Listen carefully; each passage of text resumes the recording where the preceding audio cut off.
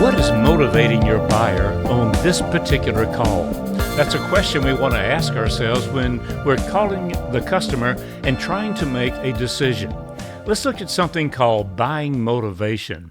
What is motivating this buyer to make this purchase at this time? There are 3 reasons why people buy. They want it, they need it, or they like the salesperson. In the top 2 cases, want it or need it, price is rarely ever an issue. Sometimes it is in the third one. What we want to be aware of is we sell differently based on the buyer's motivation. Here's how you can figure it out. Write down or think of something you want. The next time you have a little extra money, you're going to buy one of those. That's something that's on your want list. Write it down or think of it, and then write down and think of something you need. The next time you're by the store, you'll probably pick one of those up. I want this, but I need that. And then, as well as you can, attach a dollar figure to it. What will it cost you to satisfy the desire? What will it cost you to meet the need? If you're like most people, the number you're putting on the want is larger than the number you're putting on the need. For some people, the number on the want is algebraically larger than the number that we're putting on the need. Now, what do we learn from that?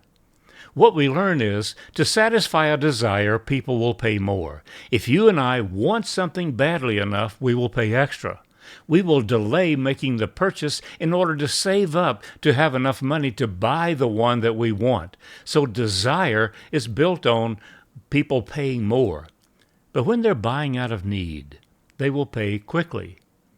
You see, the word need brings up a sense of urgency. You need to do this. When someone says you need to do this, you'll stop what you're doing and do that if it's practical. We need something, we have to have it right now. What we want to think about is this.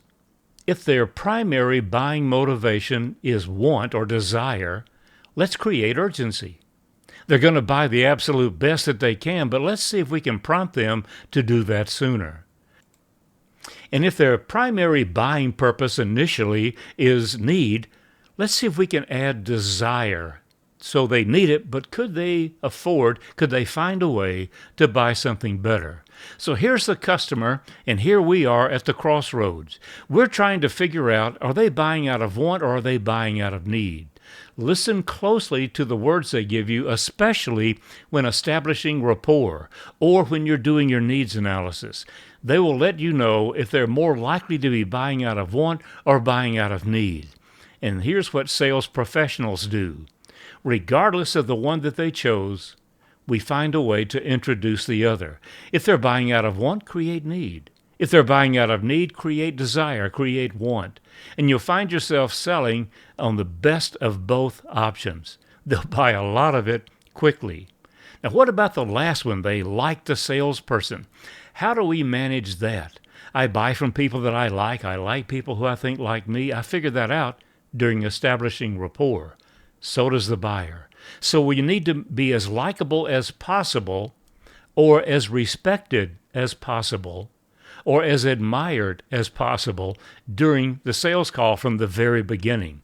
So first of all, demonstrate value. Whether you're selling B2B or B2C, demonstrate the value. You understand their problem, and they will value this solution because you can show them the additional value. Or they're buying to achieve something, and you want to show them you value their purpose in making the purchase, and at the same time, you value their decision. Be specific. Even in your pre-call planning, you can start finding out what's probably most important to this individual, or to this industry, or to this organization. You want to be as specific as possible. And then be personable. If you've had the DISC training or the Myers-Briggs training, this is a time to use it. Match your personality and behavioral style to theirs. Be the kind of person they would like to deal with.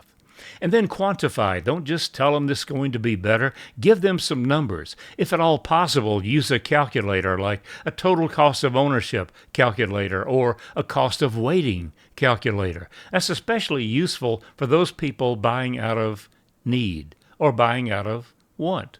It works both ways. If this will save you $2,000 a week, why would you wait 2 weeks to make the decision? If you could go just a little bit more on your budget, this is what it would be worth to you. So you need to have the calculators and other tools. And don't rush. These people are trying to make a decision. You're trying to move their thoughts in a different direction. Don't be pushy. And then use questions or elicitation statements. Now, we've used questions for many years, and we've always used questions, but now elicitation statements need to replace some of our questions so that we don't come across as an interrogation. Remember, your best friend in sales now is AI. You can take the modules on elicit sales that's a part of this channel, and that'll teach you how to do the elicitation statements. But give AI a chance. Learn to do these things better, and as you do, teach others.